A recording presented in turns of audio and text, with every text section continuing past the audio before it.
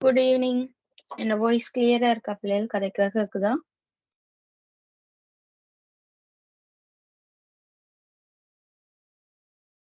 பிள்ளைகள் கதைக்கிறாக இருக்குதா?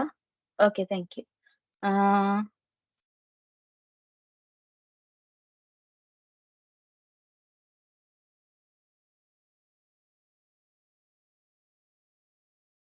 Right.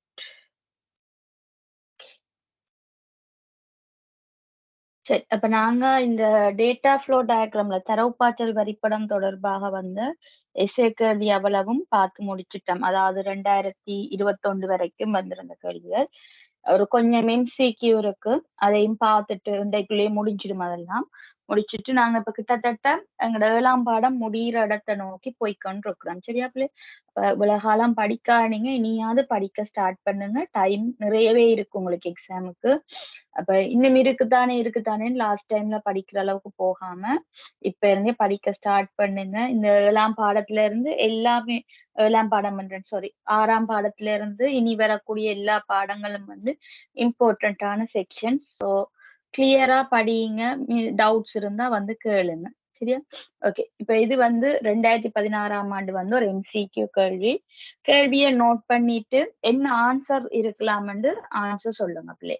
Mic on பண்ணி ஆன்சர் பண்ணலாம். அதுக்கு பிறகு நான் எந்த ஆன்சர் சரியா இருக்குமன்றதை நான் உங்களுக்கு எக்ஸ்பிளைன் பண்றேன். சரியா பிள்ளை?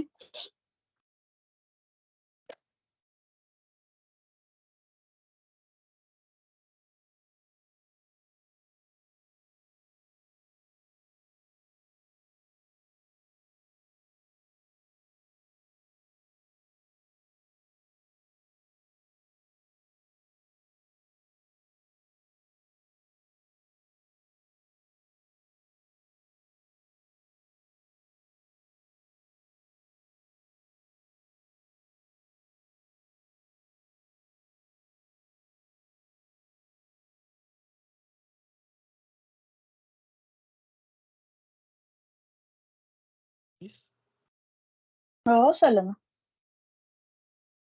தமிழ் வார்த்தைகள் புரியலையே மிஸ். ஓகே. கைமுறை தற்காலிகம் என்ற வந்து நாங்க எங்களோட தரவுகளை இப்ப வந்து நாங்க பார்த்தோம்னு சொன்னா இனிமே நாங்க படிக்கிறது எல்லாமே எங்களோட தரவுகளை எப்படி சேமிக்க போறோம், என்ன செய்யறோம், எங்களோட முறைமையை எப்படி உருவாக்குறோம், அதுதானே நாங்க இந்த 7ஆம் பாடம் முழுக்க படிக்கிறோம். அப்ப இதுல வந்து கேக்குறாங்க, உங்கள்ட்ட தரவுகள் கிடைக்குது, அதை வந்து டெம்பரரியா எப்படி சேகரிச்சு வைக்க போறீங்க.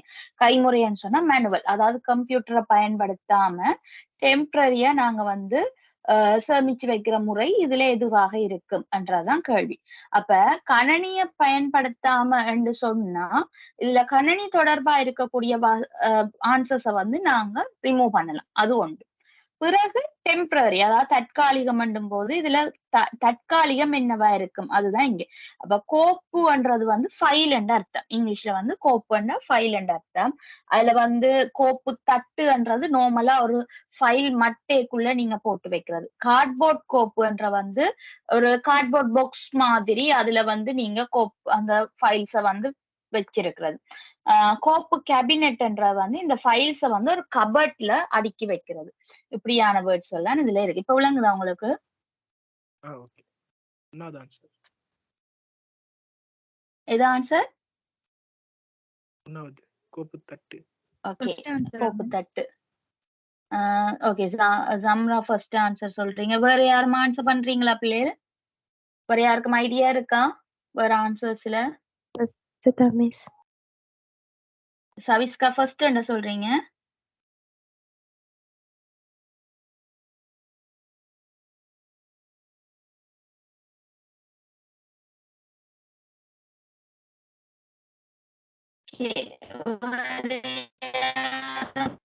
ஆன்சர் பண்ணலாம்.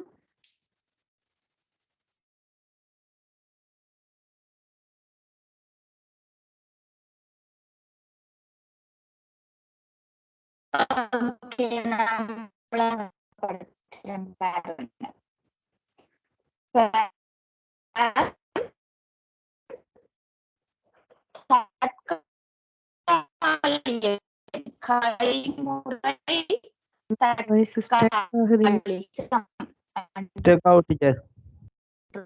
வந்து சரியா மிஸ்டேக் நாங்க ஆகுது.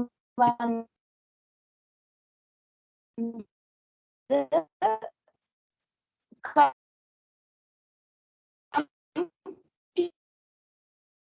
மிஸ் நீங்க பேசுறது எதுவுமே தெளிவா கேட்கவே இல்லை.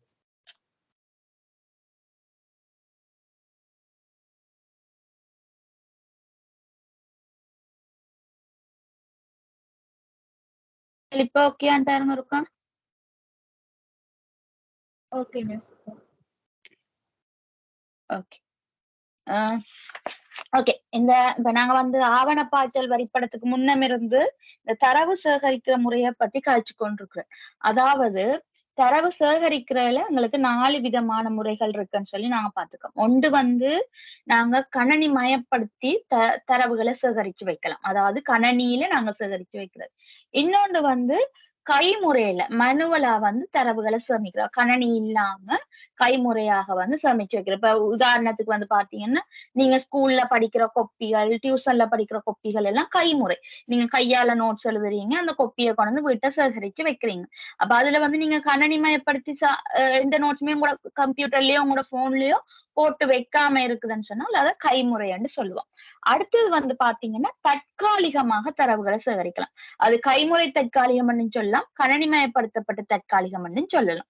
அப்ப இந்த தற்காலிகம்ன்றது வந்து என்னன்னா எங்களோட தரவுகள் தேவைப்படுது, அந்த தேவைக்கேற்ப நாங்க தற்காலிகமாக சேமிக்கிறோம். இப்ப எனக்கு அந்த தேவை ஏற்படுற நேரம் மட்டும் வச்சிருந்துட்டு முடிஞ்சுதுன்னு சொன்னா அதை நாங்க வந்து இல்லாம ஆக்குறோம். உதாரணத்துக்கு வந்து பாத்தீங்கன்னு சொன்னா நீங்க ஓஎல்ல படிச்ச புத்தகம் காப்பியே வச்சு பாருங்க. ஓஎல்ல நீங்க எக்ஸாம் எழுதுறதுக்காக நீங்க கொஞ்சம் நோட்ஸ் காப்பியை சேகரிச்சு வச்சிருந்தீங்க, நீங்க படிச்சீங்க, எக்ஸாம் எழுதினோன்னு என்ன நடந்தது, நீங்க ஏழுக்கு வந்தோன்னு ஓஎல்ல படிச்ச காப்பி புத்தகம் எல்லாத்தையும் அங்கேயே கைவிட்டுறோம். அப்ப அது தற்காலிகமாக சேகரிக்கிறேன்னு அர்த்தம்.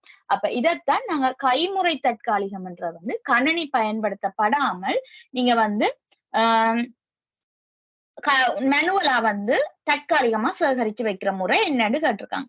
அப்ப அப்படி பார்த்தோம்னு சொல்லி சொன்னா பிள்ளை ஸ்டில் உங்களுக்கு வாய்ஸ் பிரேக் ஆகுதா? இல்ல மிஸ். ஓகே.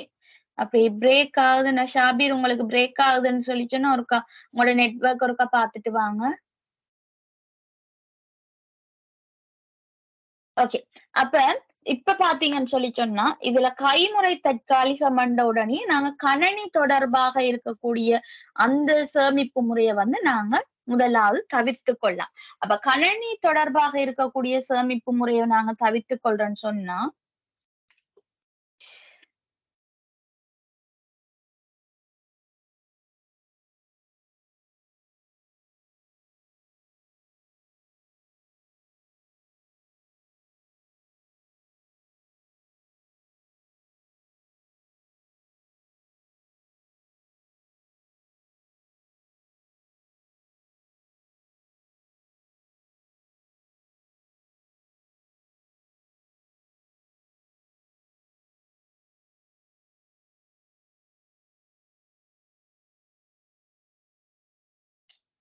வெயிட் பிள்ளைகள் வாரேன்.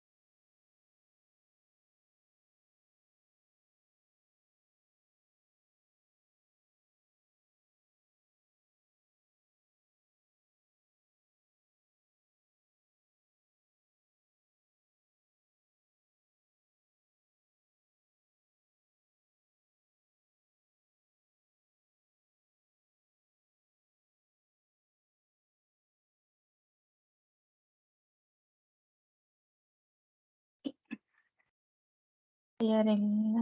Okay, we'll see.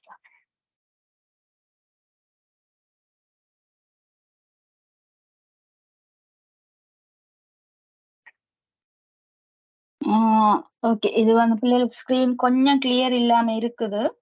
நான் விளங்கப்படுத்துறதுக்காக எடுத்தேன்னா, விளங்கப்படுத்திட்டு பிறகு நார்மல் ஸ்க்ரீனுக்கு மாத்துறேன்னா. ஓகே. அப்ப இதுல வந்து பாத்தீங்கன்னா, நாங்க கைமுறை தற்காலிகம் என்று கேட்கும்போது, கணனி தொடர்பாக இருக்கக்கூடியத ரிமூவ் பண்ணலாம். அதுல வந்து பாத்தீங்கன்னா, எங்களுக்கு வன்வட்டு என்று சொல்லி எங்களுக்கு 2 வசனம் இருக்கு. இப்ப வன்வட்டு என்று சொன்னாலே எங்களுக்கு விளங்கும் அது கணனி தொடர்பாக உள்ளீடாக வர்றது என்ன? கணனிலாம் எங்களுக்கு வன்வட்டு இருக்க போகுது. ஆகவே இது 2மே 4வது, 5வது கணனிமயப்படுத்தப்பட்டதுன்னு சொல்லி நாங்க முடிவுக்கு வருவோம். அடுத்தது பாருங்க, இனி மிச்சம் 3மே கோப்பு தட்டா இருக்கட்டும், கார்ட்போர்ட் கோப்பா இருக்கட்டும், கோப்பு கேபினெட்டா இருக்கட்டும். இந்த 3மே வந்து எங்களுக்கு கைமுறையானது. இந்த 3ல எது தற்காலிகமா இருக்க முடியும்ன்றதுக்கு வரப்போறோம். அப்ப கோப்பு தட்டுன்ற வந்து நார்மலா நீங்க ஒரு ஃபைல் மட்டை இருக்கு. நீங்க அந்த ஃபைல் மட்டையில பேப்பர்ஸா போட்டு வச்சிருக்கிறீங்கன்னு அர்த்தம். கார்ட்போர்ட் கோப்புன்றது வந்து அந்த ஃபைல் மட்டைகளை வந்து ஒரு கார்ட்போர்ட் பெட்டியில நீங்க பத்திரமா அடுக்கி வச்சிருக்கிற மாதிரி. அதே போல கோப்பு கேபினெட்ன்றது வந்து இந்த ஃபைல் மட்டைகளை வந்து ஒரு கபர்ட்ல நீங்க நீட்டா அடுக்கி வச்சிருக்கீங்க. இப்ப நிறைய அரசாங்க இடங்களுக்கெல்லாம் போனீங்கன்னு சொன்னா, கவர்மெண்ட் ஆபீசர்ஸுக்கு போனீங்கன்னு சொன்னா, அங்க வந்து அந்த கபர்ட்ஸ்ல ஃபைல்கள் எல்லாம் நம்ம பண்ணி வடிவா அடுக்கி வைக்கிற மாதிரி இருக்கிறது கோப்பு கேபினெட். அப்ப இந்த கோப்பு கேபினெட்ன்றது கபர்ட்ல நாங்க சேமிச்சு வைக்கிறது வந்து தற்காலிகமாக இருக்க முடியாது. அந்த வகையில வந்து நாங்க இது வந்து வராது என்று சொல்லுவோம். அடுத்தது கார்ட்போர்ட் கோப்பும் கோப்பு தட்டுக்கும் போறோம். இந்த கார்ட்போர்ட் கோப்பு அதாவது ஒரு கார்ட்போர்ட் பெட்டியில போட்டு வச்சிருக்கிறதும் பிள்ளைகள் ஒரு கட்டத்துல எங்களுக்கு அது தற்காலிகமானதாக மாறும். ஏன்னு சொன்னா கார்ட்போர்ட் பெட்டி தானே. சோ அது தற்காலிகமா இருக்கும். ஆனா எங்களுக்கு இந்த கோப்பு தட்டோட பார்க்கும்போது ஒரு ஃபைல்ல நாங்க போட்டு வச்சிருக்கிறதுல பார்க்க இவர் வந்து சேஃபானவராக இருப்பார். ஆகவே எங்களுக்கு ஆன்சர் வந்து முதலாவது இதுக்கு வரப்போகுது. சரியா பிள்ளை?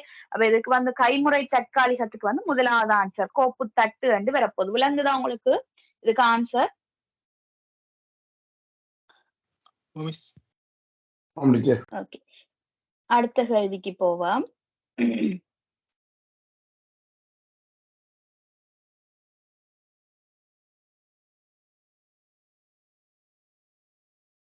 ஓகே. இதுக்கு என்ன ஆன்சர் வர முடியும் சொல்லுங்க பாப்போம்.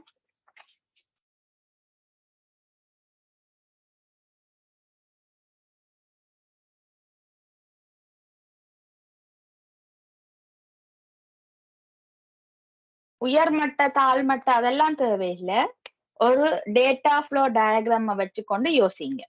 நாங்க படிச்ச டேட்டா ஃப்ளோ டயக்ராம்ல வச்சிருந்து கொண்டு யோசிங்க. இந்த கேள்விக்கு என்ன ஆன்சர் வர முடியும்? அஞ்சாவது ஒரு ஆள் 5வதுன்னு சொல்லிடுறீங்க. ஓகே. இன்னொரு ஆள் 5வது. வேற ஆன்சர்ஸ் யாராவது?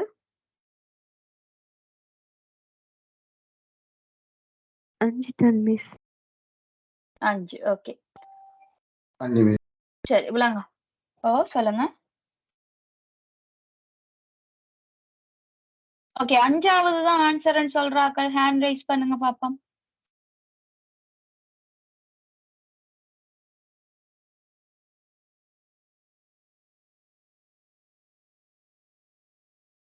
மூன்று 4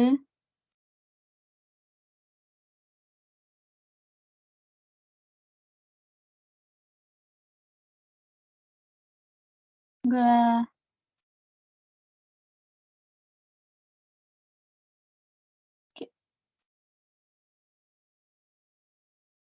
4 பேரா? ஹேண்ட் ரைஸ் பண்ணுங்க பிள்ளை எல்லாம் செக் பண்றதுக்கு. யாரெல்லாம் ஆன்சர் பண்ணலையேண்டு.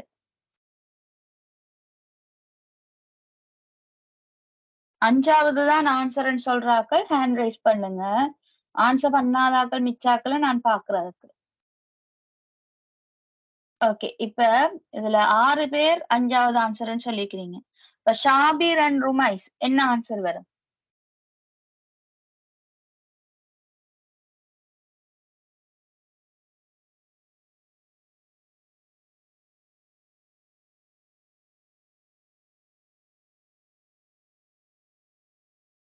ப்ளே பண்றீங்க இல்லையே? ஓகே. ஹேண்ட்ஸ் டவுன் பிள்ளை.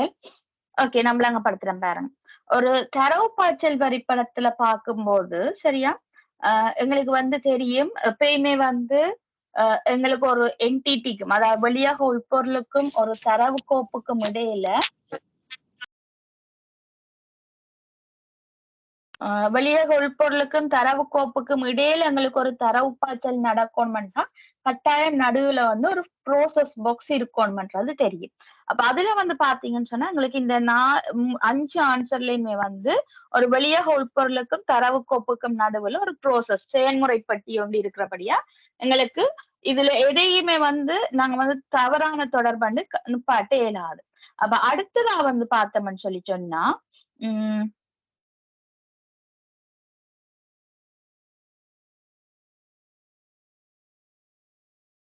ஓகே.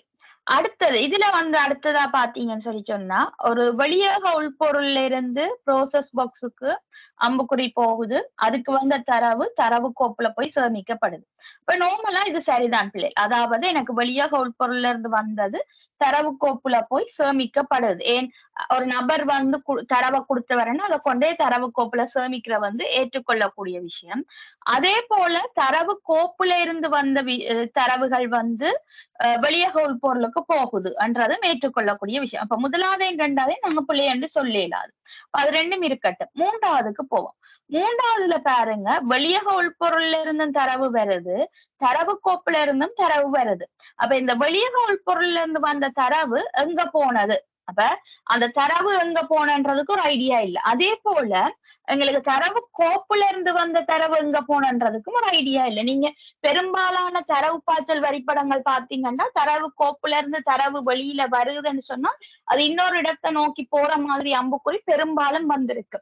அப்ப இங்க வந்து பாத்தீங்கன்னா 2ம் எதிரெதிர் திசையில இருக்கிறதாலேயே அதாவது இங்க இருந்து வந்த இது வந்து இன்னொன்றுக்கு போகலைன்றதாலேயே நாங்க 3வது பிள்ளைன்னு சொல்லலாம். அதே மாதிரி மெத்தட் தான் பிள்ளை இங்க 4வது. சரியா? தரவு வந்து எனக்கு இங்க இருந்து போகுது, இங்க இருந்து போகுது. பட் என்ன திருப்பி வாரது எதுவுமே காட்டப்படாதால 4வது பிள்ளைன்னு சொல்றோம். இப்ப 5வதுக்கு போவோம். 5வது பாருங்க எனக்கு டபுள் சைட் ஏரோ இருக்கு. அதாவது இங்க இருந்து போனவர் அங்க போற தரவு கோப்புக்கு திருப்பி தரவு கோப்புல இருந்து வந்தது வெளியக உள்பொருளுக்கு வருது. அப்ப இந்த 2மே நாங்க சரி என்று சொல்லும் போது மிகச்சரியானன்னு பார்த்தோம்னா எங்களுக்கு 2 திசையும் சேர்ந்து வாரது மிகச்சரியான ஆன்சராக இருக்க போது இங்க. ஏனென்று பாத்தீங்கன்னா எங்களுக்கு உயர் மட்டம் என்ற ஒரு விஷயம் மேல கழிச்சுக்காங்க. நான் உங்களுக்கு முதல்ல சொன்னா நீங்க உயர்மட்டம் தாழ்மட்டம் எல்லாம் கருதாதீங்க நார்மலா பாருங்கன்னு சொன்னா. ஏன் நார்மலா பார்க்க சொன்னான்னு சொன்னா நாங்க தாழ்மட்டம் என்று பார்த்தோம்னு சொன்னா இந்த 1வதும் சரியான மெத்தட் 2வதும் சரியான மெத்தட் 5வதும் சரியானதுதான். தாழ்மட்டம் என்ற வந்து பிள்ளை ஒரு பேசிக்கா நார்மலானது கட்டாயம் போனா வரணும் அப்படி என்றெல்லாம் நாங்க எதிர்பார்க்க மாட்டோம். ஒரு திசையில அம்புக்குறி இருந்தாலே சரி என்றது. உயர்மட்டம் என்றது வந்து பாத்தீங்கன்னா இந்த தரவு பாய்ச்சல் உயர்மட்டத்துக்கு போனோம்னு சொன்னா எனக்கு போன தரவு திருப்பி வரணும் அடுத்த அம்புக்குறியில வரணும்னு சொல்றது ஒரு உயர்மட்ட வடிவமாக இருக்கு. சரியா? அப்ப எனக்கு நார்மலா வந்து இங்க 1வது 2வது சரியான மெத்தட் தான். அதுல மிகச்சரியான மெத்தட் வந்து இந்த 5வதாக இருக்கும். அதால 5வது ஆன்சர் போடுறோம் பிள்ளை. விளங்குதா உங்களுக்கு இதுல 5வது ஆன்சர் என்னன்னு வந்தாண்டு? ஓகே. அடுத்த கேள்விக்கு போவோம்.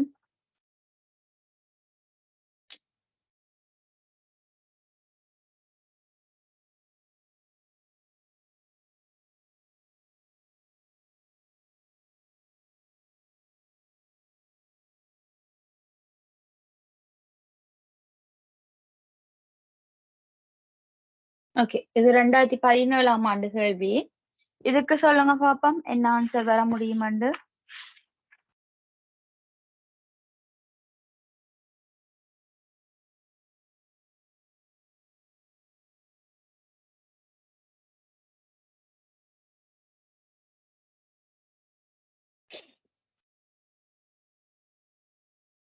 First answer. Okay first answer முதலாவது. வேற யாரும் என்ன சவிஸ்கா? கோபத்தட்டு first answer. First answer. Okay, வேற யாரும் வேற டிஃப்ரெண்ட் ஆன்சர்ஸ் வச்சிருக்கீங்களா?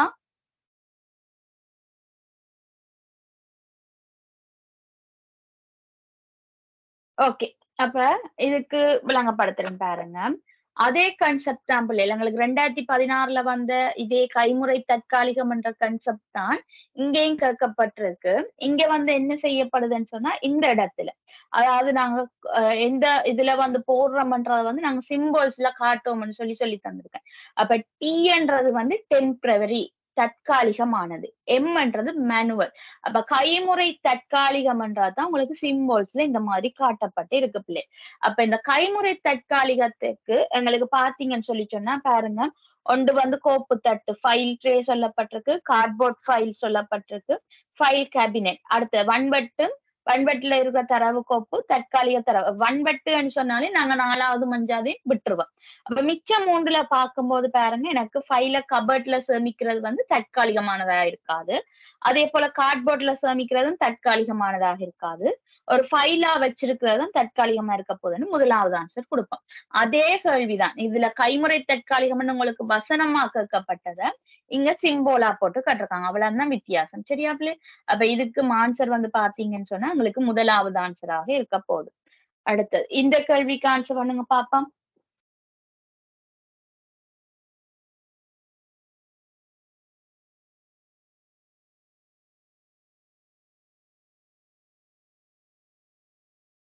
தேர்ட் ஒன் மிஸ், மூன்றாவது. ஓகே, வேற யாரும் answer? Sorry, Third answer. Okay, யாரோ ஒரு ஆள் வேற ஆன்சர் சொல்ற மாதிரி இருக்கு, எனக்கு கேக்குது இல்ல. Third. Okay, third.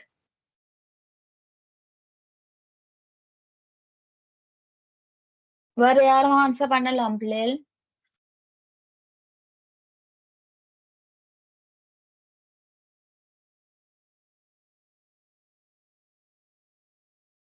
இல்ல சைலண்டா இருக்காதீங்க, எல்லாருமே ஆன்சர் பண்ணலாம். உங்களுக்கு ஒவ்வொரு ஆன்சர்ஸ் ஐடியா இருக்கு. அந்த ஆன்சர்ஸுக்கான ஐடியாஸ வச்சுக்கொண்டு நீங்க சொல்லலாம் என்ன ஆன்சர் வருமண்டு. Third one miss. Third one. Okay, வேற யாராவது வேற ஆன்சர்ஸ் இருக்கா பிள்ளைகள்?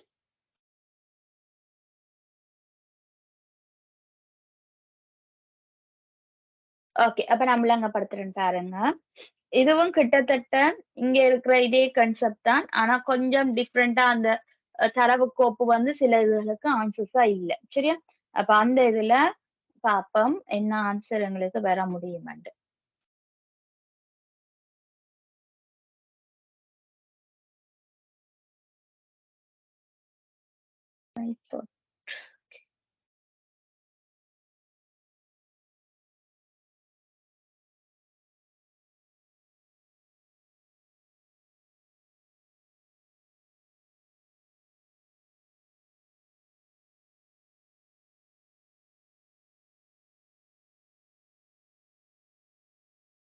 ஓகே, இந்த கேள்வியை பாருங்க.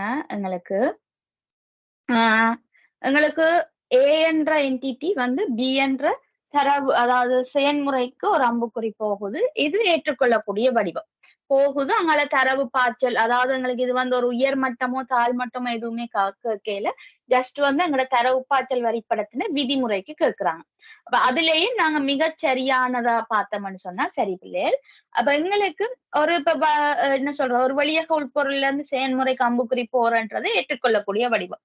அதே போல செயல்முறை பட்டியலிருந்து வெளியக உள்பொருளுக்கு வாரன்றதையும் ஏற்றுக்கொள்ளக்கூடிய விஷயம். அதே போல 2 திசையிலையும் போறதும் வாரதும் இருக்கிறதும் ஏற்றுக்கொள்ளக்கூடிய விஷயம். அப்ப இதை தவிர்த்து 4வதுக்கும் 5வதுக்கும் போக முன்னம் 5வத பாருங்க. சரியா? நான் 4வத விட்டுட்டு பாறேன், திருப்பி வந்து விளங்கப்படுத்துறேன். 5வதுக்கு பாருங்க, எனக்கு இந்த வெளியக உள்பொருள்ல இருந்து தரவு கோப்புக்கு வந்து டிரெக்டா அம்புக்குறி போகுது. அதாலேயே முதலாவது நாங்க இதை வந்து பிள்ளைன்னு சொல்லலாம். எங்களுக்கு வெளியாக உள்பொருள்ல இருந்து இன்னொரு வெளியாக உள்பொருளுக்கு போகலாம்ன்றது பார்த்திருக்கிறோம். ஏன்னா ஒரு வெளியாக உள்பொருள்ல இருந்து இன்னொரு வெளியாக உள்பொருளுக்கு போகலாம், அதுவும் டொட் டொட் லைன்ல காட்டுவான் என்று சொல்லி பார்த்திருக்கிறேன். ஆனா எங்களுக்கு ஒரு வெளியாக உள்பொருள்ல இருந்து இந்த தரவு கோப்புக்கு போறது பிழை. ஆனா இது ஏற்றுக்கொள்ளக்கூடிய விடயம். அதனாலேயே நாங்க இந்த 5வது வந்து பிழைன்னு சொல்லலாம். 4வதுக்கு வரும். 4வதுல பாருங்க, எங்களுக்கு வந்து இந்த அம்புக்குறி இங்க போகுது, போனது திருப்பி தரவு கோப்புக்கு போயிட்டு, அப்ப திருப்பி பாருங்க எங்களுக்கு செயல்முறையில இருந்து ஒரு அம்புக்குறி வருது. அப்ப செயல்முறையில இருந்து ஒரு அம்புக்குறி வருது என்று சொல்லி சொன்னா எங்களுக்கு இந்த தரவு கோப்புல இருந்து ரிட்டர்ன் ஒரு அம்புக்குறி வந்திருக்கணும் என்றது எதிர்பார்க்கப்பட வேண்டிய விஷயம். ஏன் நாங்க முதல் செய்த கேள்வியிலையும் பாத்தீங்கன்னு சொன்னா இந்த அம்புக்குறியும் இந்த அம்புக்குறியும் எதிரெதிர் திசையில இருந்தா பிழை என்று சொல்றோம் நாங்க. அப்ப இங்க இருந்து என்ன நடக்கணும்னு சொன்னா எனக்கு ரிட்டர்ன் இப்படி ஒரு அம்புக்குறி வந்திருக்கணும். அப்ப வராதபடியா நாங்க இந்த 4வத பிழையண்டு எடுத்துக்கொள்றோம். அடுத்தது 3வத பார்த்தோம்னு சொன்னா எனக்கு இந்த 1வது 2வதோட ஒப்பிடும்போது 3வது வந்து மிகச்சரியான வடிவமா இருக்கும். ஏன் போறது திருப்பி வருதுன்னு சொல்லி எடுத்துக்கொண்டு நாங்க இங்க 3வது ஆன்சர் சொல்லலாம் பிள்ளை. சரியா? விளங்குதா இது ஆன்சர்? இதுல ஏதாவது டவுட் இருக்கா? Okay miss. இல்ல மிஸ். ஓகே.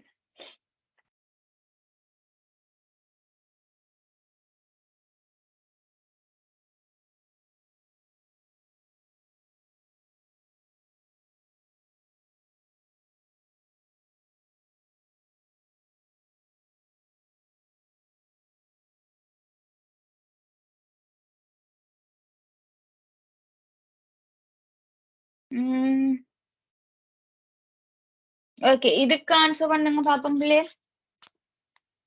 ஏதாவது தெரிஞ்ச விஷயம் தான். ஏபிசி என்னென்னு கேட்டிருக்காங்க.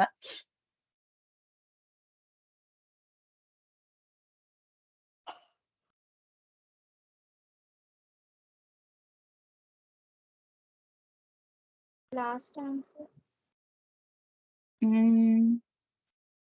ஓகே, லாஸ்ட்ன்றீங்க. வேற யாரும்? 5வது. 5வது லாஸ்ட்.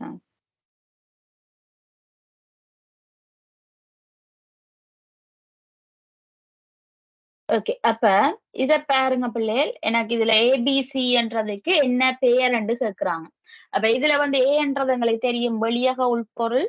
பி வந்து செயல்முறை. சி வந்து தரவு சேகரிப்பு அல்லது தரவு கோப்பு அல்லது இப்படி அந்த மாதிரி தரவு இதோட வந்து டேட்டா பேஸோட தொடர்புபட்ட மாதிரியான வசன நடைகள் வந்திருக்கு. ஆகவே ஆன்சர் வந்து பாத்தீங்கன்னா 5வது வெளியக உள்பொருள், செயல்முறை மற்றும் தரவு சேகரிப்பு என்ற முறையில வருது. 5வது ஆன்சரா இருக்க போகுது. அடுத்தது இதுக்கு ஆன்சர் சொல்லுங்க பாப்போம். 2014ஆம் ஆண்டு வந்த கேள்வி.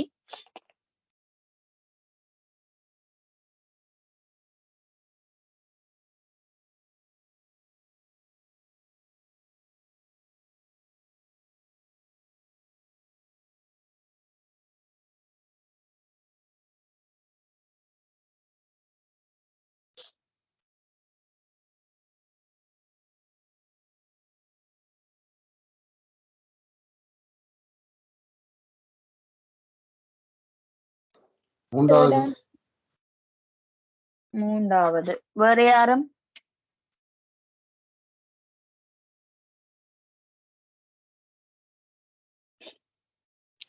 ரெண்டாவது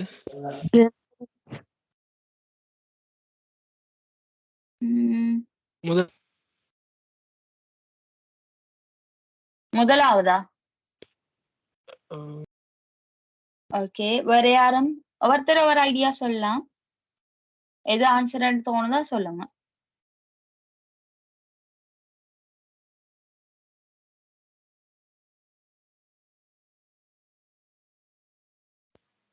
எல்லாமே பிற மாதிரி இருக்கு மிஸ். ஓகே, இதுல வந்து கேட்கிற இது வந்து நான் வடிவ விளக்கம் சொல்றேன் பாருங்க. உங்களுக்கு சில கேள்வி விளங்காம இருக்கலாம். நடமாடும் தொலைபேசி ஒன்றில் உள்ள தொடர்பு விவரப்பட்டியலை பெறும் செயல்முறையை திறமையாக வகை குறிப்ப பின்வற்றுள் எந்த தரவு பாய்ச்சல் வரிப்பட கூற்று. உங்களோட கையில எல்லா கையிலையும் போன் இருக்குது. அந்த போனைத்தான் நாங்க வந்து அதாவது normal mobile phone smart phone இருக்குதானே இதைத்தான் நடமாடும் தொலைபேசின்னு சொல்றோம். இந்த நடமாடும் தொலைபேசியில நீங்க ஒரு கண்டாக்ட் லிஸ்ட் அதாவது நீங்க போயிட்டு உங்களோட போன்ல சேகரிக்கப்பட்டு இருக்கிற கண்டாக்ட் நம்பர்ஸ்களை பார்க்கணும் என்று சொன்னா என்ன இங்க வந்து ஒரு செயல்முறை அந்த தரவு பாய்ச்சலை நீங்க எப்படி காட்டுவீங்க என்றதான் கேள்வி. சரி, அப்ப ஒரு கண்டாக்ட் லிஸ்ட் வந்து எடுத்து பார்வையிட போறீங்க என்று சொன்னா என்ன செயல்முறை என்றத வந்து ஒரு படமா காட்ட சொல்லி கேட்டிருக்காங்க. அப்ப அப்படி பாத்தீங்கன்னு சொல்லி சொன்னா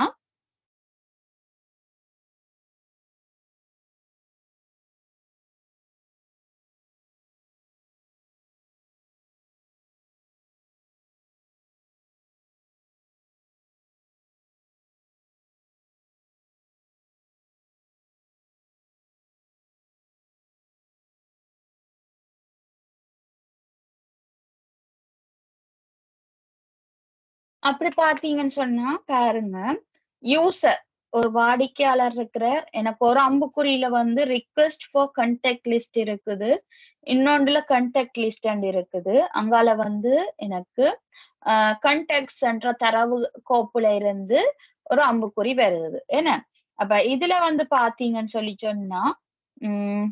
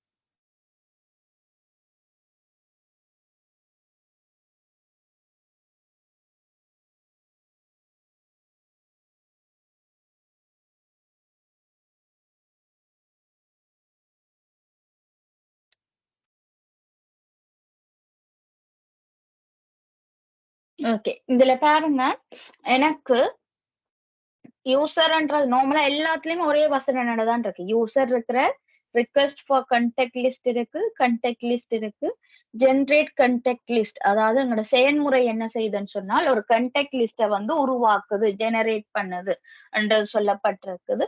கண்டாக்ட் என்ற தரவு கோப்பு இருக்குது. சரியா? அப்ப இப்ப பாருங்க எனக்கு இதுல எந்த வடிவம் சரியா இருக்கும் என்றதான் கேள்வி. அப்ப முதலாவது வந்து என்ன, ஒரு யூசர் வந்து எனக்கு கேட்கிறாருன்னு சொன்னா யூசர் வந்து கேட்கிறாருன்னு சொல்லி சொன்னா என்ன நடக்க போகுது பாருங்க. அவர் வந்து ரிக்வெஸ்ட் தான் பண்ண போறார். என்ன தனக்கு கண்டாக்ட் லிஸ்ட் வேணும்னு சொல்லி முதலாவது ரிக்வெஸ்ட் பண்ணுவார். ரிக்வெஸ்ட் பண்ணா அதுக்கு நடுவுல ஒரு ப்ரோசஸ் பாக்ஸ் வரப்போகுது. அந்த ப்ரோசஸ் பாக்ஸ்ல எனக்கு இதுல சொன்ன மாதிரி ஜென்ரேட்டே இருக்கட்டும், அது நோ ப்ராப்ளம். சரியா? அப்ப அவர் ரிக்வெஸ்ட் பண்றார். ரிக்வெஸ்ட் பண்ணோன்னு இந்த ப்ரோசஸ் பாக்ஸ் என்ன செய்யும், தன்னிட்ட இருக்கிற தரவு கோப்புல இருக்குதா அந்த கண்டாக்ட் லிஸ்ட அவ்வளத்தையும் அவர் எடுக்க போறார். தரவு கோப்புல இருக்கிற அந்த கண்டாக்ட் லிஸ்ட வந்து அவர் எடுக்க போறார். எடுத்துட்டு அடுத்ததா என்ன செய்வாருன்னு பாத்தீங்கன்னு சொல்லி சொன்னா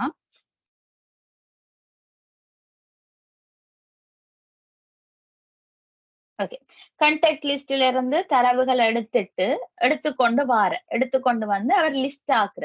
லிஸ்ட் ஆக்கிட்டு திருப்பி என்ன செய்வார், இங்க வந்து யூசருக்கு கொடுப்பார். கண்டாக்ட் லிஸ்ட் ஆக கொடுக்குறார் என்று வச்சுக்கொள்ளுங்க. இப்ப பாருங்க எனக்கு என்ன ஓர்டர்ல வரப்போகுதுன்னு பாத்தீங்கன்னு சொன்னா இதுல சொல்லப்பட்டிருக்கிறதுல பாருங்க ரிக்வெஸ்ட் வந்து நான் தான் ரிக்வெஸ்ட் பண்ணுவேன். அப்ப சிஸ்டம் வந்து என்னட்ட ரிக்வெஸ்ட் பண்ணாது. ஆகவே எனக்கு இந்த இதுல வந்து இது புல என்ன, இது வந்து சிஸ்டம் வந்து என்னட்ட ரிக்வெஸ்ட் பண்றதால இந்த அம்புக்குறி பிழையானதாக இருக்க போகுது. அடுத்தது பாருங்க, ஓகே எனக்கு யூசர் வந்து ரிக்வெஸ்ட் பண்றார், ஓகே அது சரியான வடிவம். பிறகு போயிட்டு சிஸ்டம் கண்டாக்ட் லிஸ்ட்ல போயிட்டு கேட்டவர் சரி, ஆனா அங்க இருந்து வர்ற அம்புக்குரிய காணையில இது இல்லாததால எனக்கு 2வது பிழை. விளங்குதா? அடுத்தது 3வதுக்கு போவோம்.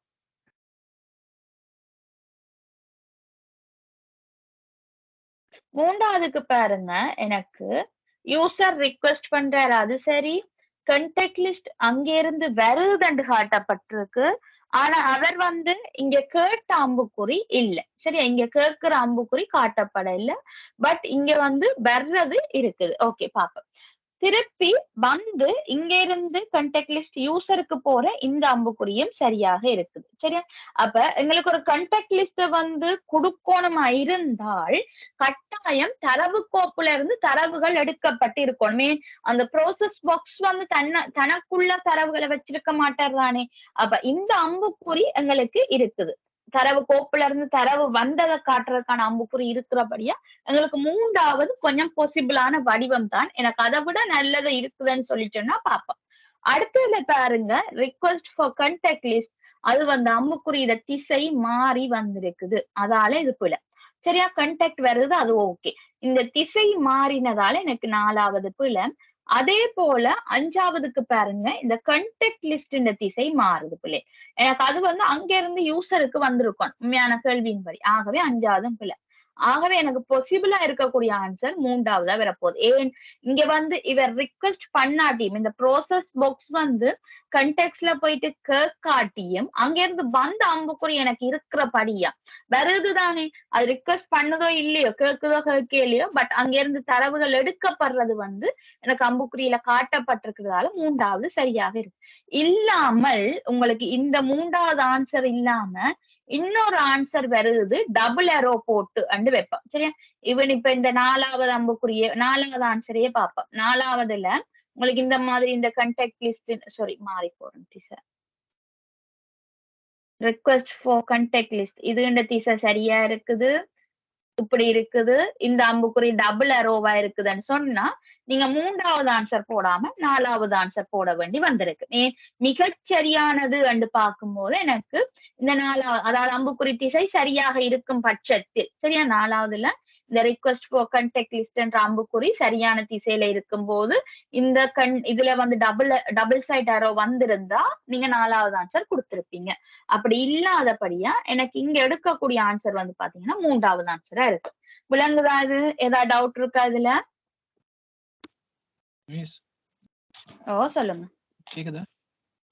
கேக்குது, சொல்லுங்க. ரிக்வெஸ்ட் போயிட்டு செக்கே பண்ணாம ரிசீவ் மட்டும் பண்ணதுன்னா அது எப்படி மிஸ் எடுக்கலாம்? எல்லா ஆன்சர்ஸும் பிள்ளையா தானே வரணும். இல்ல, இதுல வந்து இப்ப லிஸ்ட் இருக்குதான்றத செக் பண்ணாம நீங்க கேக்குறீங்க, அப்படியா?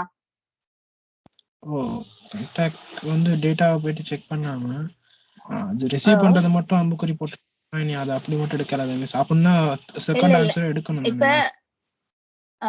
இல்ல, இதுல வந்து நீங்க வந்து சொல்றபடி பார்த்தா செகண்ட் ஆன்சர் எடுக்கணும்னு சொல்றதுல ஏன் நான் செகண்ட் பிழை என்று சொல்றேன்டா, இவர் போயிட்டு செக் பண்றார். ஓகே, ஏற்றுக்கொள்ளக்கூடிய விஷயம். செக் பண்ணவர்கிட்ட இருந்து திருப்பி டேட்டா வரையிலேயே எங்களுக்கு வந்தா தானே அவர் யூசர்கிட்ட கொடுக்கலும். உண்மையா இப்ப நான் இருக்கிறேன், எனக்கு நடுவுல போன் இருக்குது, போனுக்கு அங்கால ஒரு தரவு தளத்துல வந்து அங்கேயே சேமிக்கப்பட்டு இருக்குது. இந்த போன் போயிட்டு அந்த தரவு தளத்துல இருந்து டேட்டாவை எடுத்துக்கொண்டு வந்தா தான் என்னட்ட தெரியல. ஏன்னு சொன்னா போன்ல இல்ல, போனோட ப்ரோசஸர்ல வந்து எந்த டேட்டாவும் இல்ல. அவர் போய் தரவு தளத்துல இருந்து எடுப்போம். அப்ப எடுத்துக்கொண்டு வாரது இல்லாதபடியா நாங்க 2வது பிழை போடுறோம். வந்தா தான் என்னட்ட அதை காட்டி எலுமன்ற மாதிரி. இப்ப உதாரணத்துக்கு நீங்க யோசிச்சு பாருங்களேன். நீங்க உங்களோட 2 ஃப்ரெண்ட்ஸுக்குள்ள யோசிங்க. சரியா, உங்களோட ஃப்ரெண்ட் வந்து உங்கள்கிட்ட கேட்கிறார், ஒரு ஃபைல் ஒன்று கேட்கிறார். உங்களோட கையில அந்த ஃபைல் இல்ல. பட் நீங்க போயிட்டு கபட்ல இருந்து அந்த ஃபைல் எடுத்துட்டு வந்தாதான் உங்களோட ஃப்ரெண்ட் கிட்ட கொடுக்கலாம். அதை ஏற்றுக்கொள்ளக்கூடிய விஷயமா இல்லையா? அப்ப நீங்க எடுத்துக்கொண்டு வந்திருக்கோம், அந்த திசை இங்க இல்ல. பட் இங்க 3வது நான் ஏன் சொல்றேன்னு சொன்னா, இப்ப இப்படி யோசிச்சு பாப்போமே. இப்ப நீங்க வந்து உங்களோட ஃப்ரெண்ட் வந்து உங்கள்ட்ட கேட்ட ஃபைல் உங்களோட கையில இல்ல, பட் நீங்க கபட்டுக்கு பக்கத்துல இருக்கிறீங்க, போய் செக் பண்ண தேவையில்லை, உங்களுக்கு வச்ச இடம் தெரியும், ஸ்ட்ரெயிட்டா அதை எடுத்துக்கொண்டு வந்து கொடுக்குறீங்க. செக் பண்ண வேண்டிய தேவையே இல்லை. ஜஸ்ட் நீங்க அங்க கபட்ல இருந்தோ அல்லது இன்னொரு ஆள்கிட்ட இருந்தோ அதை எடுக்கிற மாதிரி யோசிச்சு பாருங்க. உங்களுக்கு எடுத்துக்கொண்டு வர திசை இருந்தா சரி, அதுதான் அங்க இருக்கிற விஷயம். விளங்குதா உங்களுக்கு? அதெல்லாம் ஓகே மிஸ். இல்ல நான் ஏன் கேட்டேன்னா, நாங்க செஞ்ச 2 கேள்வியிலயும் இந்த சார்ட் கேட்டிருந்தாங்கல்ல, இப்போ அது சிங்கிள் எரோ ம். போயிருந்தா மத்த போட்டு இடத்துல டபுள் எரோ இருந்தா அந்த ஃபார்மேஷனே பிள்ளைன்னு சொல்லி தானே மார்க் பண்ணோம். இப்போ ஓ இங்க அங்க மட்டும் வந்து நாங்க ஆப்ஷன் இங்க செலக்ட் ஆப்ஷன் பண்றது வர்ற கேட்டீங்க. அதான் நான் இதுல சொல்றேன். ஏன்னா இப்ப உண்மைக்கும் வந்து பாத்தீங்கன்னு சொன்னா எங்களுக்கு அங்க எல்லாம் நாங்க பார்த்ததன்படி எங்களுக்கு டபுள் ஏரோ இருக்கணும்ன்றதான் மெயின் கன்செப்டே நாங்க போடுறோம். ஆனா இப்ப இந்த இடத்துல பாத்தீங்கன்னு சொன்னா நான் அதுக்கு தான் சொன்னா எங்களுக்கு இந்த திசையெல்லாம் சரியாக போட்டு எனக்கு டபுள் ஏரோ வந்திருக்குமா இருந்தா நான் இந்த ஆன்சர் வந்து வேற ஆன்சரா இருந்திருக்கும். அதுதான் சரியான வடிவம் அப்படின்னு சொல்லியிருக்கேன். பாருங்க நான் கீறி காட்டினதும் டபுள் ஏரோ போட்டு தான் கீறி காட்டியிருப்பேன். ஏன் இந்த இடத்துல இது போடுறோம்னு சொன்னா எங்களுக்கு எப்படியோ எம்சிக்யூல வரும்போது ஏதோ ஒரு விஷயத்துல வந்து எனக்கு ஒரு ஆன்சர் வந்து இருக்கத்தான் வேணும். அப்ப அதுக்காகத்தான் இது போடுறோம். அடுத்தது இங்க வந்து எனக்கு தாழ்மட்டம் உயர்மட்டம் வந்து எந்த ஒரு மட்டத்திலையும் இந்த டேட்டா ஃப்ளோ டயக்ராம் வந்து கேட்கல. அதான் முதலாவது விஷயம்.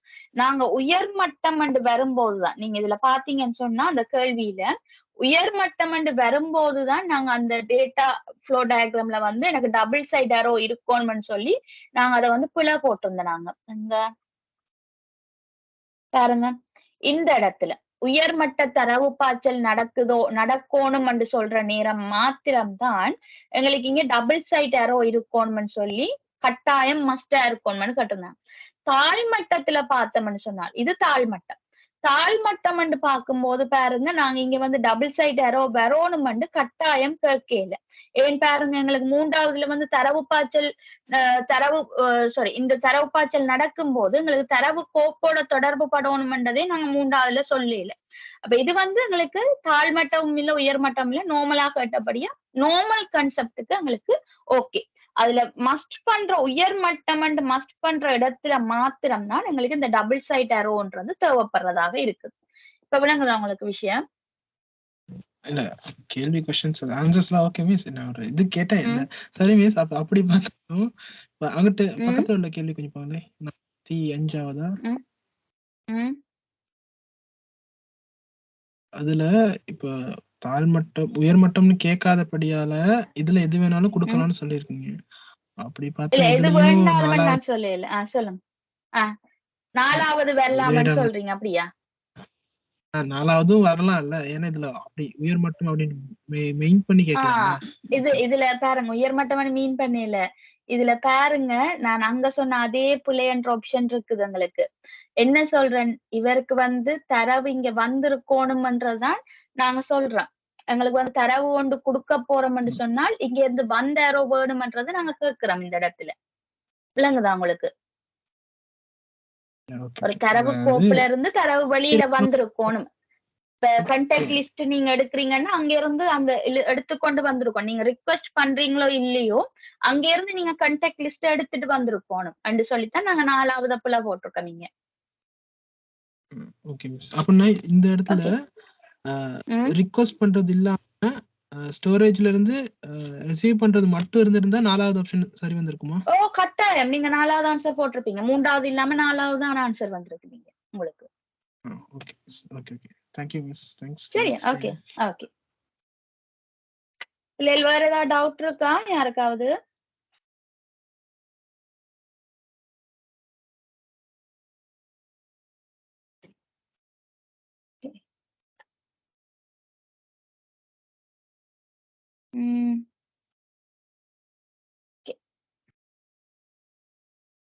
இதுவும் தெரிஞ்ச இதுதான் பிள்ளைகள் உங்களுக்கு. சோ நான் இதுல டைம் வேஸ்ட் பண்ணல.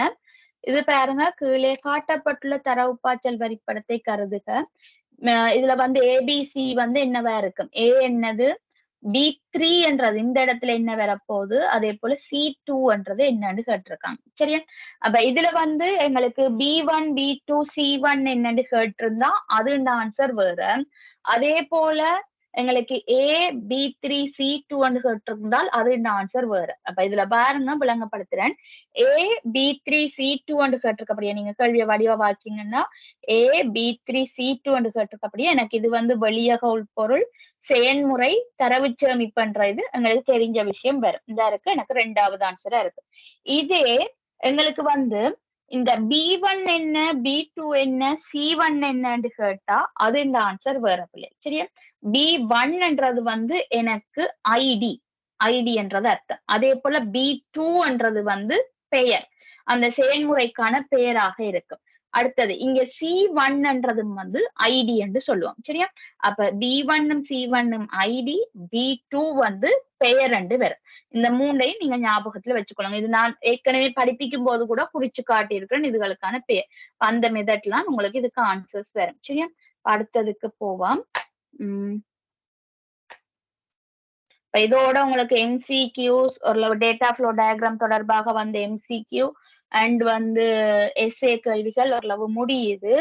இதுக்கு பிறகு வந்து பாத்தீங்கன்னு சொல்லி சொன்னா ஓகே, இந்த தரவு பாய்ச்சல் வரிப்படத்துல சரியா, அதாவது வந்து நாங்க இவ்வளவு நேரம் நாங்க கதைக்கும் விளங்கப்படுத்தும் போது வந்து பாத்தீங்கன்னு சொல்லி சொன்னா உயர்மட்டம் தாழ்மட்டம்னு சொல்லி 2 விதமா கதைக்கிறோம். ஏன்னா தரவு பாய்ச்சல் வரிப்படத்தை எடுத்தீங்கன்னா ஒரு டேட்டா ஃப்ளோ டயக்ராம் எடுத்தீங்கன்னு சொல்லி சொன்னா எங்களுக்கு உயர்மட்டம் தாழ்மட்டம் என்று சொல்லி 2 விதமான தரவு பாய்ச்சல் வரிப்படம் அமைய போகுது பிள்ளைகள். அப்ப அந்த 2க்கும் என்ன வித்தியாசம் என்றதுதான் எங்களோட கேள்வி. சரி, நீங்க அதை வச்சு கொண்டுதான் நாங்க இந்த போல MCQலையும் வந்து பார்த்துட்டு இருந்தனாங்க.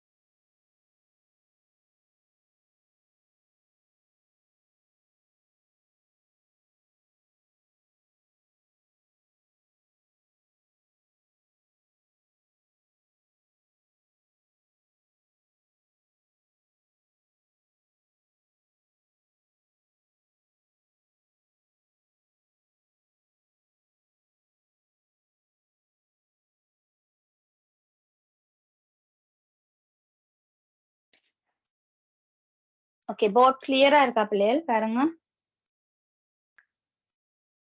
போர்டே தெரியல மிஸ். போர்ட் தெரியலையா? Oh my God.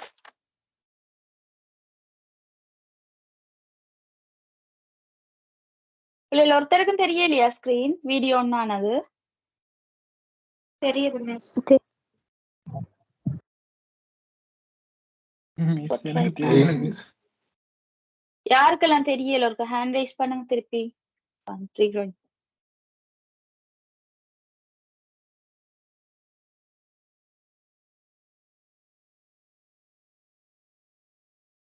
எனக்கு மட்டும் தான் போல மிஸ்.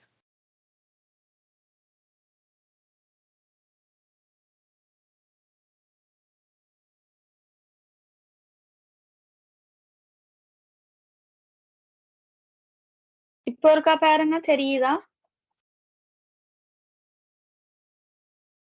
இல்ல மிஸ், நான் ரீஜாயின் ஆகவா லீவ் ஆகிட்டேன். ஒருக்கா ரீஜாயின் ஆகி பாருங்க, உங்களுக்கு தெரியுதான்னு.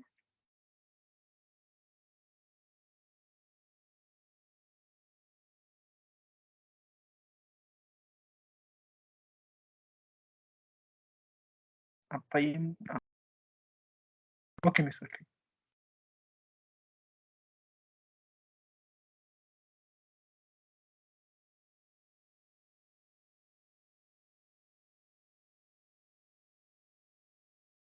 ஓகே, இந்த தரவு பாய்ச்சல் வரிப்படம் எடுத்துக்கொண்டீங்கன்னு சொன்னா டேட்டா ஃப்ளோ டயக்ராம்ல வந்து எங்களுக்கு 2 விதமாக இருக்கு. ஒன்று தாழ்மட்டம், இன்னொன்று வந்து பாத்தீங்கன்னா உயர்மட்டம். சரியா என்று சொல்லி எங்களுக்கு 2 விதமான தரவு பாய்ச்சல் வரிப்படம் இருக்க போகுது. இதைத்தான் நாங்க சொல்லுவோம் லோ லெவல் ஹை லெவல் என்று கதைக்கலாம், அல்லது வந்து இத தாழ்மட்டத்தை லோ லெவல் என்று சொல்லுவோம். இத வந்து மட்டம் 1 என்று சொல்லுவோம். சரியா? மட்டம் 1 என்று சொல்லியும் சொல்லுவோம். உயர்மட்டம் பெரும்பாலும் வந்து எங்களுக்கு கொஸ்டினா கேட்கறது, எஸ்ஏல கேட்கறது எல்லாமே வந்து இந்த உயர்மட்ட தரவு பாய்ச்சல் தான் கேட்பாங்க. நாங்க தாழ்மட்டம் பெரும்பாலும் பயன்படுத்துறது இல்லை. ஏனென்றா பிள்ளைகள், இந்த உயர்மட்டம் உங்களுக்கு நான் இவ்வளவு நாள் தந்த கேள்விகள் இதுல எல்லாருமே வந்து பெரும்பாலும் இந்த உயர்மட்டத்துக்கு செய்யக்கூடிய அந்த விதிமுறைகள் தான் பயன்படுத்தி இருக்கிறோம். இந்த உயர்மட்டத்துல பாத்தீங்கன்னு சொல்லி சொன்னா எங்களுக்கு ஒரு வழியாக உள்பொருள்ல இருந்து தரவு போகுது, ஒரு ப்ரோசஸ் நடக்குதுன்னு சொல்லி சொன்னா தரவு போய் ஓகே இந்த தரவு பாய்ச்சல் அதாவது தரவு கோப்புல இருந்து எனக்கு தரவுகள் எடுக்கப்பட்டு திருப்பி வருதுண்டா கட்டாயம் அங்கிருந்து ஒரு ரிட்டர்ன் அம்புக்குறி இருக்கணும்ன்றது ஒரு ஏற்றுக்கொள்ளக்கூடிய விஷயம். இப்ப இவ்வளவு நேரம் MCQல பார்க்கும்போதும் அதேதான். அப்ப இப்படி ஒரு வடிவம் இருக்கணும்ன்றது எங்களோட இந்த எஸ்ஏ கேள்வியில நீங்க பாத்தீங்கன்னா இப்படி ஒரு வடிவம் உங்களுக்கு கட்டாயம் வந்திருக்கும். அல்லது இப்படி டபுள் சைட் தரவு பாய்ச்சல்கள் எங்களுக்கு இருக்கும். அப்படி எனக்கு எல்லா விதிமுறைகளுக்கும் ஏற்ப இயங்கக்கூடியவர் இந்த உயர்மட்டமாக இருக்கு. தாழ்மட்டம்ன்றது பிள்ளைகள் எனக்கு சில விதிமுறைகள் அதாவது இங்க டபுள் சைட் அம்புக்குறி இருக்கணும்ன்றது கட்டாயம் இல்ல. அங்க இருந்து தரவு இப்படி இந்த மாதிரி இருந்தாலும் ஒரு ஏற்றுக்கொள்ளக்கூடிய வடிவமாக இருக்கும்.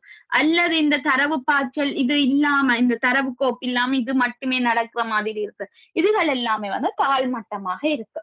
அப்ப எங்களுக்கு இந்த விதிமுறைகள் எங்களுக்கு பெரும்பாலும் தேவையில்லை, அப்படி கேட்கவும் போறேன்.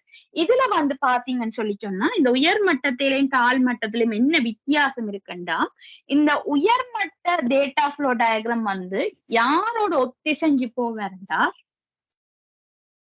கொஞ்சம் வெயிட் பண்ணுங்க வரேன்.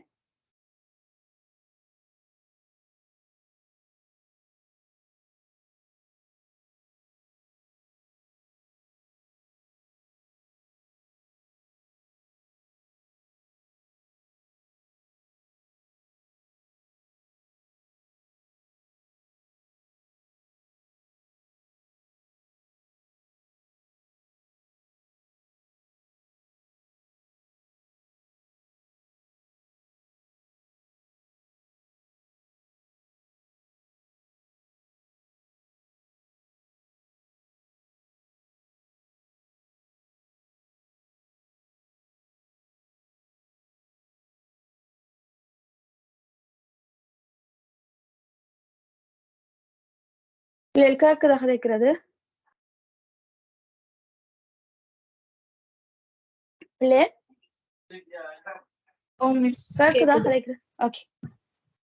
இப்ப இந்த உயர்மட்டம்ன்றது பாத்தீங்கன்னு சொல்லி சொன்னா எனக்கு நாங்க வரைகிற இந்த சூழல் வரிபடத்தோட ஒட்டு போறதாக இருப்பேன். நீங்க பாத்தீங்கன்னு சொல்லி சொன்னா ஒரு கேள்வியில கூட நாங்க இந்த தரவு பாய்ச்சல் வரிப்படம் எடுக்கும் போது முதல்ல ஒரு சூழல் வரிப்படத்துல இருந்து இந்த தரவு பாய்ச்சல் வரையக்கூடிய மாதிரி பழகினாங்க. அப்ப எங்களுக்கு இந்த உயர்மட்ட தரவு பாய்ச்சல்ன்ற எங்களோட சூழல் வரைபடத்துல இருந்து கொண்டே எடுக்கக்கூடிய மாதிரியான ஒரு வடிவமாக இருப்பேன். அப்ப இவர் பாத்தீங்கன்னு சொன்னா சூழல் வரைபடத்தோட ஒத்து போகக்கூடியதாக இருப்பேன். ஆனா இந்த தாழ்மட்ட வரைபடத்தை எடுத்துக்கொண்டோம்னா இவர் சூழல் வரைபடத்தோட ஒத்து போக மாட்டார். ஏண்டா நீங்க அன்றைக்கு பார்த்திருப்பீங்க ஏதோ ஒரு எஸ்ஏ கேள்வியில 2 ட்ரோ பண்ண சொல்லி வந்திருந்தது. எங்களுக்கு சூழல் வரைபடமும் தரவு பாய்ச்சல் வரைபடமும் வரைய சொல்லி வந்திருந்தது. அப்ப அந்த இடத்துல நாங்க என்ன செய்திருப்போம்டா எங்களை சூழல் வரைபடத்துல போட்ட அந்த பாய்ச்சல் மாதிரியே கிட்டத்தட்ட ஒத்து போகக்கூடிய பாய்ச்சல் வடிவம் எங்களுக்கு இந்த தரவு பாய்ச்சலுக்கு வந்திருக்கு. ஆனா தாழ்மட்டம் அப்படி இருக்க மாட்டேன். தாழ்மட்டம் யாரோட ஒத்து போறாருன்னா எங்களோட இந்த உயர்மட்ட தரவு பாய்ச்சல் வரிபடத்தோட மாத்திரம்தான் ஒத்து போவேன். சரியா? அப்ப உயர்மட்ட தரவு பாய்ச்சலோட மாத்திரம்தான் இவர் ஒத்து போகக்கூடியதா இருப்பார். எங்களோட சூழல் வரிபடத்தோட ஒத்து போக மாட்டார் இவர். அப்ப அந்த மாதிரி எங்களுக்கு இருக்கக்கூடியதாக இருக்கு. அடுத்தது பாத்தீங்கன்னு சொல்லி சொன்னா இந்த தாழ்மட்ட வரைபடம் ஒரு மேல் மட்டத்துல இருந்து இப்ப நாங்க கூடுதலா பாக்குறது என்ன மேல் மட்டம் கீழ் மட்டம் கதைக்கிற எங்களோட முறைமையை வச்சு கதைக்கப்படும். அப்ப இந்த முறைமையில மேல் மட்டம் என்று சொல்லும் போது இப்ப முறைமையில ஒரு உதாரணத்துக்கு பாத்தீங்கன்னா அந்த முறைமை நாங்க டெவலப் பண்ணும்போது ஒரு மேனேஜருக்கு அது கீழே இருக்க ஒர்க்கர்ஸுக்கு நாங்க போட்டிருக்கோம்னு சொன்னா இந்த தாழ்மட்ட வரைபடம் எங்களோட மேல் மட்டத்துல அந்த மேனேஜர்ல இருந்து கீழே இருக்கிற ஒர்க்கர்ஸ் தொடர்பான ஒரு பாய்ச்சல் வடிவமாக இருக்க போறாரு. சரி, அப்ப அவர் என்ன வேற இருக்கும் அவர்கிட்ட அணுகுமுறை மேல இருந்து கீழே வரக்கூடிய மாதிரியான ஒரு அணுகுமுறையாக இருக்கு.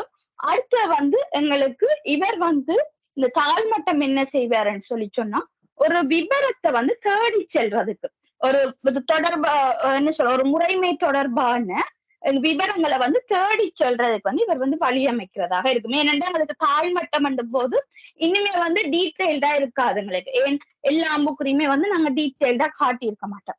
அதால வந்து இவர் எங்களுக்கு தேவையான விவரங்களை தேடி செல்ல வேண்டியதாக அமைது. உயர்மட்டத்துக்கு போனோம்னு சொல்லி சொன்னா அவர் என்ன மாதிரி இருப்பாருண்டா, எங்களுக்கு ஒரு முறைமேண்ட எவ்வளவுக்கு எவ்வளவு உச்சத்தன்மை இருக்குமோ அதை நோக்கி இவர் இருப்பார். சரியா? உச்சத்தன்மை, அதாவது எனக்கு இதுக்கு மேல அந்த முறைமை பத்தின கிளியர் டவுட்டே வராது என்று சொல்லி முழு வடிவத்தையும் இவர் காட்டக்கூடியவராக இருப்பார். அப்ப அதுதான் இந்த ரெண்டுக்கும் வித்தியாசம். அவ பெரும்பாலும் நாங்க ஒரு நிறுவனம் என்று போனாலும் இந்த தாழ் மட்டத்தை வரைய மாட்டோம். சரியா? எப்பயுமே உயர்மட்டம் தான் வரைவோம். ஜஸ்ட் தெரிஞ்சு வச்சுக்கொள்ளும் ரெண்டுக்கும் என்ன வித்தியாசம் அவங்கள்ட்ட இருக்குது என்றாதான் இந்த ரெண்டு பேர்ல இருந்து நாங்க தெரிஞ்சு கொள்ற விஷயமாக இருக்க போகுது. பேடா நோட்ஸ் எழுதுங்க. இதை விட வேறுதா இருக்கா? ஓகே.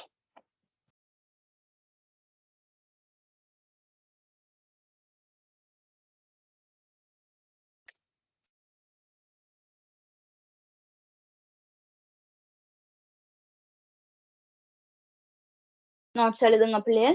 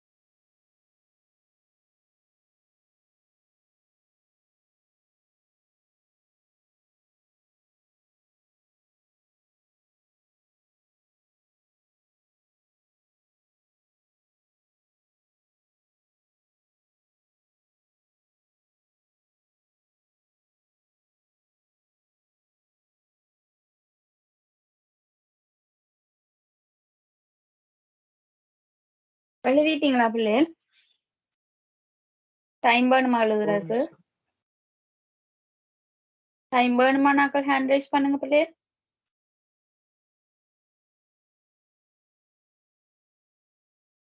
இதை வடிவா நோட் பண்ணிக்கொள்ளுங்க பிள்ளைகள். மட்டம் கொண்டு தரவு பாய்ச்சல்ன்றது ஒரு உயர்மட்ட தரவு பாய்ச்சல் வரிப்படமா இருக்கும். பிராக்கெட்டுக்குள்ள உயர் மட்டம்ன்றதை நோட் பண்ணிக்கொள்ளுங்க.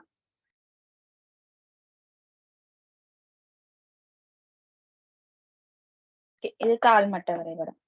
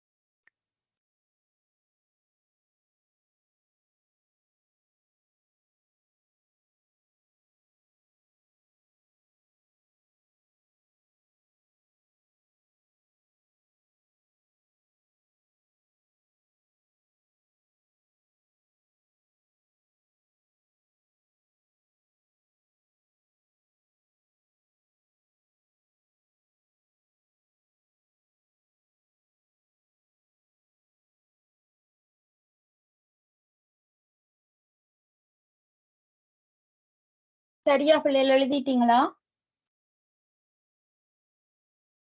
ஓகே. ஓகே, அப்ப நான் இன்றைக்கு இதோட முடிக்கிறேன் பிள்ளைகள். எனக்கு கொஞ்சம் வேலை இருக்குது. உங்களுக்கு அடுத்த கிளாஸ் வந்து மேபி இந்த பாடம் ஃபுல்லா இதோட முடியும். சரியா? இதுக்காக இன்னொரு கொஞ்சம், அதாவது நீங்க ஆரம்பத்திலேயே பார்த்தீங்கன்னு சொல்லி சொன்னா உங்களுக்கு செயற்பாட்டு வரிப்படம், அதுக்கு பிறகு சூழல் வரிப்படம், ஆவணப்பாய்ச்சல் வரிப்படம், தரவு பாய்ச்சல் வரிப்படம், தர்க்கத்தரவு பாய்ச்சல் வரிப்படம்னு சொல்லி 5 விதமான வரிப்படங்கள் இருக்குன்னு சொல்லியிருந்தேன்னா அதுல நாங்க 3 வரிப்படம் தான் மெயினா படிப்போம். அப்ப செயற்பாட்டு வரிப்படம்டா என்னன்னு படிச்சிருக்கிறோம். பிறகு சூழல் வரிப்படம், ஆவணப்பாய்ச்சல் வரிப்படம், தரவு பாய்ச்சல் வரிப்படம் 3ம் வந்து நாங்க வரைகிறதுக்கு படிச்சிருக்கிறோம். தர்க்கத்தரவு பாய்ச்சல் வரிப்படத்தோட இந்த பாடம் முடியுது. அப்ப தர்க்கத்தரவு பாய்ச்சல் வரிப்படம் அடுத்த கிளாஸ் அது என்னென்ன கூறுகள் இருக்கு, என்ன செய்யுதுன்னு சொல்லி பாக்குறதோட நாங்க வந்து ஸ்பீடா நீங்க நோட்ஸ் எழுதுவீங்கன்னா அடுத்த கிளாஸோட பாடம் முடியும். இல்லாட்டி இன்னொரு 2வது கிளாஸோட முடியும் பிள்ளைகள். சரியா? உங்களுக்கு வேற ஏதாவது டவுட் இருக்காண்டே பார்த்ததுல யாருக்காவது?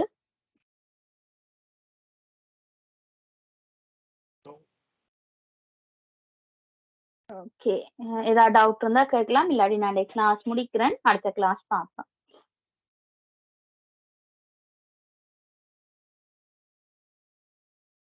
டீச்சர் இந்த கிளாஸ் வீடியோஸ் டீச்சர் டிரைவ்ல அப்லோட் பண்ணலாம் டீச்சர். டிரைவ்ல அவங்க உங்களுக்கு லிங்க் அனுப்புறாங்கன்னு தானே சொன்னவங்க இல்லையா? அனுப்புறாங்க link. டீச்சர். இது வந்து ஒரு கிளாஸ் பெரிய ஒரு டீச்சர் அந்த சவுண்ட் இல்ல டீச்சர் சவுண்டே கேட்கலையா? சவுண்ட் வருது இல்ல. நான் இது டவுன்லோட் ஓகே, பண்ற நான் இப்ப கஷ்டம் ஒருக்கா செக் பண்றேன். நான் ஒருக்கா என்னன்னு கேட்கிறேன், என்ன பிரச்சனைன்னு. ஆனா டிரைவ்ல அப்லோட் பண்றது அவங்க வந்து எந்த அளவுக்கு பாசிபிள்னு சொல்றாங்களோ எனக்கு தெரிய இல்ல. என்ன நான் முதல்ல இருந்தே கேட்டுட்டு தான் இருக்கிறேன் டிரைவ்ல போட சொல்லி. அவங்க கஸ்டம் வேண்டாம், அது வந்து இயலாதுன்னு சொல்லிட்டு இருக்கிறாங்க. நான் வேண்டாம் கதைச்சு பாக்குறேன் திருப்பி இருக்கா. சரியா? ஒரு 2 days மட்டும் வச்சுக்கொள்ளலாம் எனக்கு டிரைவ்ல. அதுக்குள்ள நாங்க எடுத்துட்டு வந்தேன். ஓகே, நான் அப்படின்னா கேட்டு பாக்குறேன். Okay okay teacher, thank you. சரியா? ஓகே சரி பிள்ளைல, அப்ப நான் கிளாஸ் முடிக்கிறேன். பாய், குட் நைட் எல்லாருக்கும். அடுத்த கிளாஸ் பார்ப்போம். Thank you, Miss. வெல்கம்.